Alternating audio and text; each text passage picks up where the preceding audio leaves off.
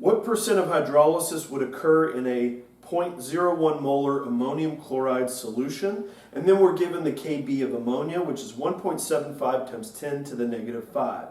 So let's just write kind of our ionic equation. We have ammonium ion, and it's in equilibrium, and what happens is it forms ammonia and then of course hydrogen ion. Now let's set up our Ka and see some relationships here. First of all, we know that the Kw is equal to the Ka times the Kb, right? So what we're going to do is end up rearranging it algebraically. We know that the Ka is equal to the molar concentration of our ammonia times our hydrogen ion concentration all over the concentration of the ammonia.